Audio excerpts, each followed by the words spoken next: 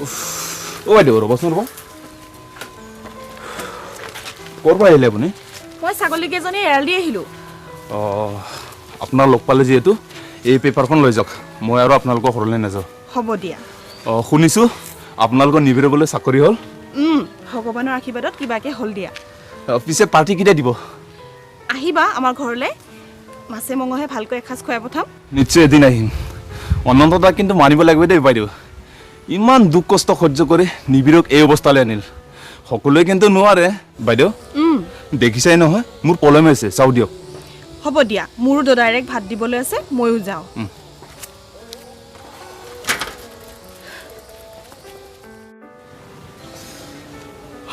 বৰ ভোক লাগিছে। এই নীলাজনীও এতিয়ালৈকে আহি পোৱা নাই, ইমান দেৰি কৰিছে। ইফালে ভাইটিৰো ডিউটিত যোৱাৰ সময় হ'ল। অ' এয়া নাম লওঁতে আহিয়ে পালে। এই ছাগলীকেইজনীৰ লগত নোৱাৰিছোঁ আৰু দেই, ইমান উৎপাত। মই আগতে কৈছিলোঁ পুহিব নালাগে বুলি, নাই নুশুনে। হেৰা, এই ছাগলী গৰু হাঁহ কুকুৰা এইবোৰে আমাৰ বিপদৰ বন্ধু। অলপ ধৈৰ্য ধৰাচোন, বিপদ আহিলে এইবোৰে আমাক সহায় কৰিব। অঁ, মই পাহৰিছিলোঁৱেই, আপোনাৰ বেমাৰৰ সময়ত জানো এইবোৰ বিক্ৰী কৰা টকাৰে চিকিৎসা কৰা নাই?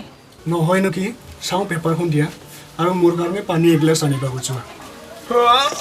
নিবিৰ, দেৰিকৈ শুই থকা অভ্যাস এৰিবলৈ হ'ল। তোৰ জানো আজিৰ পৰা অফিচ নাই? অ' হয়তো নব, মই পাহৰিছিলোৱে। নিবিৰ, ভাত দিছো খোৱাহি। অ' গৈছো মা, গৈছো। যোৰহাটৰ চলন্ত ৰেলত এগৰাকী মহিলাক ধৰ্ষণ। দীঘাৰত দিন দুপৰতে ডকাইতি, এজনক হত্যা। ধুবুৰীত অবৈধ বাংলাদেশীৰ প্ৰৱেশ, চৰকাৰ নিমাত। সোণাপুৰত 100 টকাৰ বাবে পুত্ৰৰ দ্বাৰা পিতৃক হত্যা। আমাৰ দেশখন ৰখাতলে গ'ল। আজিকালি এই বাতৰি কাকতবোৰো পঢ়িব নোৱাৰা হৈছোঁ। চাৰিওফালে কেৱল হত্যা, ধৰ্ষণ, লুণ্ঠন।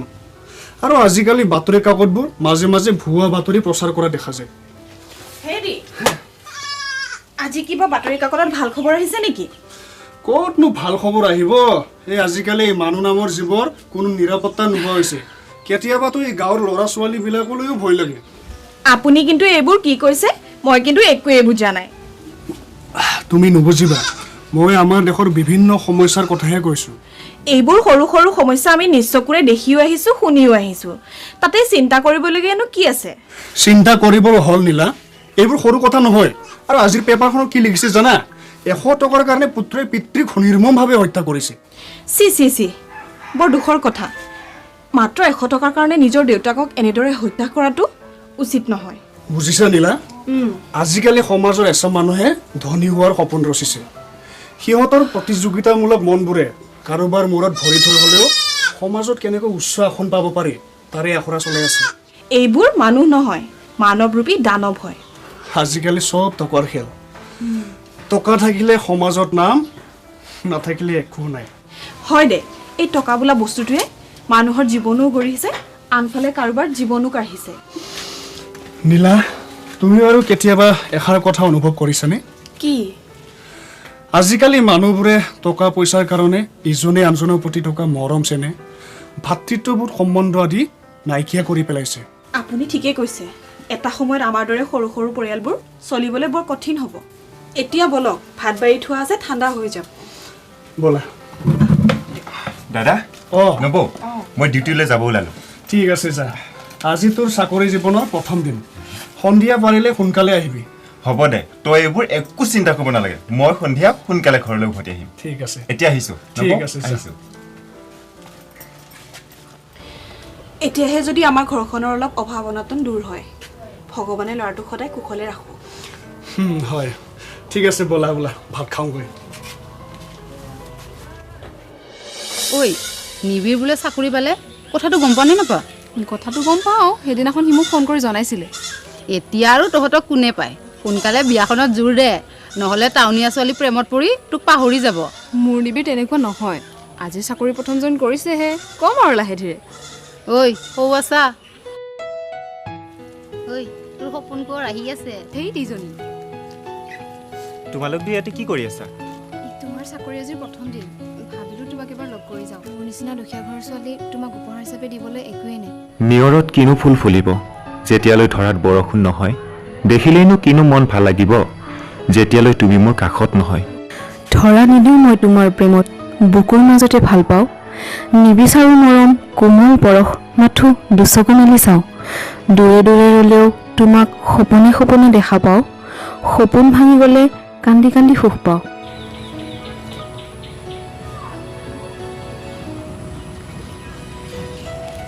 ঐ কি চাই থাকিলি তুমি এতিয়া গৈ থকা নহ'লে দেৰি হ'ব ঠিক আছে আহিছোঁ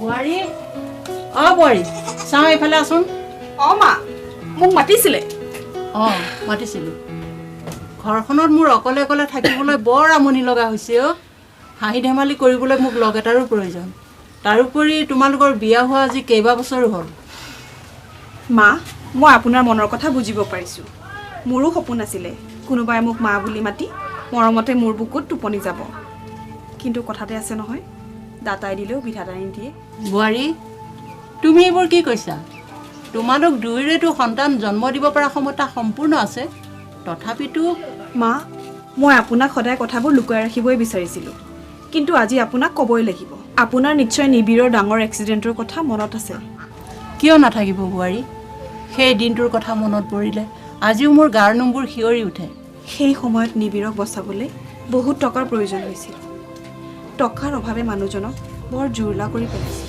সেইখিনি সময়ত বহুতৰ ওচৰত সহায়ৰ হাত আগবঢ়াইছিল কিন্তু ক'তো ফল পোৱা নাছিল মই ভিতৰৰ পৰা তোমালোকৰ সকলোবোৰ কথাই শুনি আছোঁ আৰু শেষত নিবিড়ক বচোৱাৰ একো উপায় নেদেখি মই নিজৰ কিডনী এটা বিক্ৰী কৰি দিলোঁ অনন্ত এয়া তুমি কি কৰিলা সেই অপাৰেশ্যনতে ডক্টৰৰ ভুলৰ কাৰণে এওঁ পিতৃ হোৱাৰ ক্ষমতাটো হেৰুৱাই পেলাইছিল বোৱাৰী মোক ক্ষমা কৰি দিবা মই আৰু কেতিয়াও তোমালোকক সন্তান বিচাৰি আমনি নকৰোঁ মা আপুনি কিয় তেনেকৈ কৈছে নিবিড়ৰ বিয়াখন সোনকালে পাতি দিলে আমাৰ এই সমস্যাটো সোনকালে দূৰ হ'ব হ'ব মই আজিৰ কথাটো আলোচনা কৰিম মোৰ মূৰটো খুব বিষাইছে অলপ মালিচ কৰি দিয়া না কোনোবাই দেখিব একো নহয় দিয়া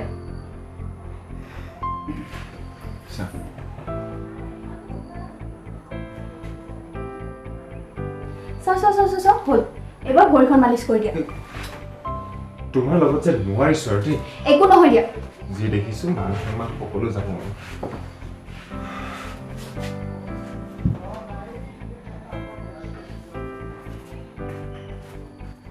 তোমালোক গাঁৱলীয়া ভূত যে ভূতেই আমি হলো আধুনিক যুগৰ শিক্ষিতা নাৰী আমাক স্বাধীন লাগে হ'ব কুঞ্জনী ইমান চিঞৰি ক'ব নালাগে মই জানোৱেই তুমি সদায় তোমাৰ মাৰ ফালে হ'বা সঁচা কথা ক'লে লাজ লাগে মই চিঞৰিয়ে ক'ম আৰু তুমিও এটা কথা ভালদৰে শুনি লোৱা যদি নিয়ম মানি চলিব লাগে মই এখন ঘৰত থাকিব নোৱাৰো ঘৰ এৰি গুচি যাম অলপ ধৈৰ্য ধৰাচোন সকলো ঠিক হৈ যাব মই আৰু ধৈৰ্য ধৰিব নোৱাৰো আজি এবছৰে ধৈৰ্য ধৰিলো মায়েতো তোমাক একো বেয়া কথা কোৱা নাই তুমি অসমীয়া বোৱাৰী হিচাপে চাদৰ মেখেলা পিন্ধাটো দৰকাৰ কেতিয়াবা পিন্ধিবা দিয়া ন আজি ইমান বছৰে তুমিয়ে ঘৰখনৰ সকলো খৰচ পাতি উঠাই আছা আৰু বাকীবোৰে আৰামত বহি বহি খাই আছে এইবোৰ বাদ দিয়া শুনাচোন আজি আবেলি সময়ত তুমি আৰু মই তোমালোকৰ ঘৰলৈ যাম সঁচা সঁচা মোৰ সুন্দৰ ইমান ভাল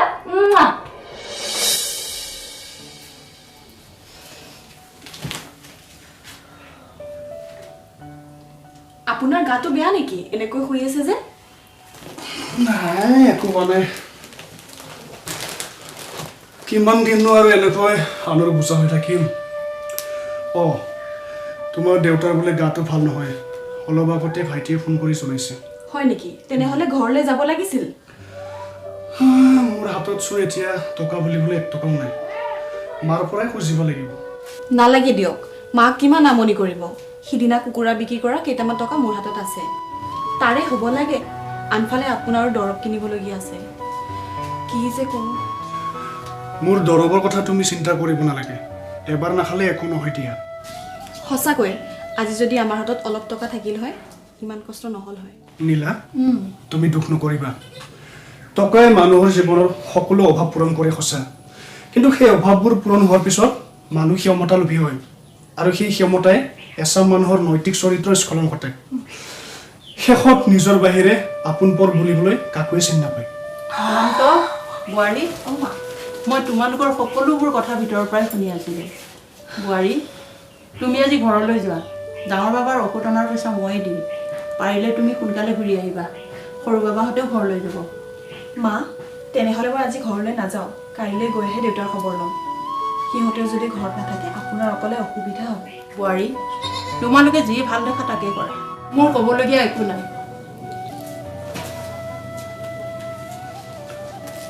নীলা, মই মাক বহুত দিনৰ পৰা লক্ষ্য কৰি আছোঁ।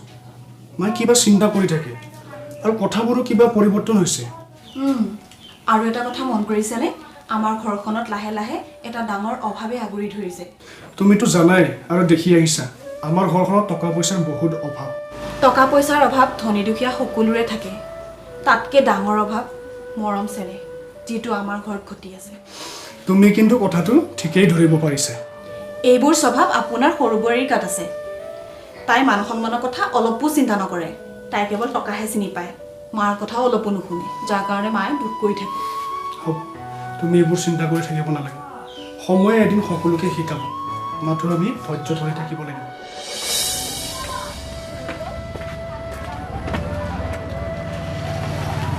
মা, আমি যাব ওলালোঁ।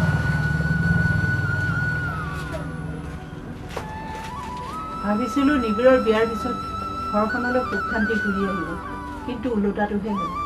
বোৱাৰীৰো 3 মাহ। এনেদৰে গাড়ীয়ে মটৰে ঘূৰি ফুৰাটো ভাল হোৱা নাই। বল ঘৰলৈ বল, বল ঘৰলৈ বল, বল। সৌ আছো নিবিড়ক। নিবিড় আৰু তোৰ জীৱনলৈ কেতিয়াও ঘূৰি নাহে। মা, ভণ্টিৰ খবৰটো পাইছেনে? তাই হেনো যোৱাকালি মেডিকেলত ভৰ্তি কৰোৱা হৈছে। আৰু ভাইটি আজি ফোন কৰিছিলে, গৰ্ভত থকা সন্তানটি হেনো তাই নষ্ট হ'ল। হে ভগৱান, এইবোৰ মই কি শুনিছোঁ? ডক্তৰৰ পৰামৰ্শ নামানি তাই অধিক মাদক দ্ৰব্য সেৱন কৰা, বেছিকৈ ঘূৰা ফুৰা কৰা, এইবোৰৰ কাৰণে সন্তানটি নষ্ট হ'ল। কি? বোৱাৰীয়ে মাদক দ্ৰব্য সেৱন কৰিছিল? তাইক মই কিমান বাৰ মানা কৰিলোঁ, এনেকুৱা সময়ত ঘূৰা ফুৰা নকৰিবি, কিন্তু তাই নুশুনিলে। কেৱল কয় টকা পইচা আছে, সকলো ঠিক হৈ যাব।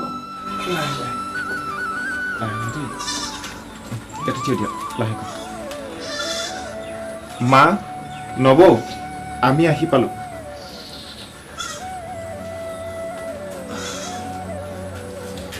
মা, মোক ক্ষমা কৰি দিব। নব, মা, আমাৰ বৰ ভুল হ'ল, ক্ষমা কৰি দিব। মায়ে আজি ইমান দিনে মোৰ ভালৰ কাৰণে কৈ আছিল।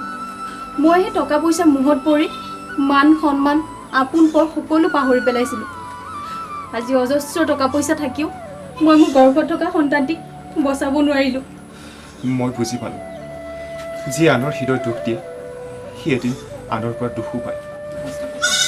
মা, বাইদেউ, মই আৰু জীৱনত এনে ভুল কেতিয়াও নকৰোঁ। আজিৰ পৰা মই এই বেয়া অভ্যাসবোৰ সকলো ত্যাগ কৰিম। আগতে যি ভুল কৰিলোঁ, এতিয়া আৰু নকৰোঁ। জাতিৰ পিতা মহাত্মা গান্ধীয়েও ভুল কৰিছিল, কিন্তু তেওঁ সেই ভুলৰ পৰা নৈতিক শিক্ষাহে লাভ কৰিছিল। আৰু মানুহৰ জীৱনত ভুল হয়, কিন্তু এটা ভুল এবাৰহে কৰিব লাগে। ধন সম্পত্তিয়ে মানুহৰ জীৱন কাঢ়িব পাৰে, কিন্তু জীৱন গঢ়িব নোৱাৰে।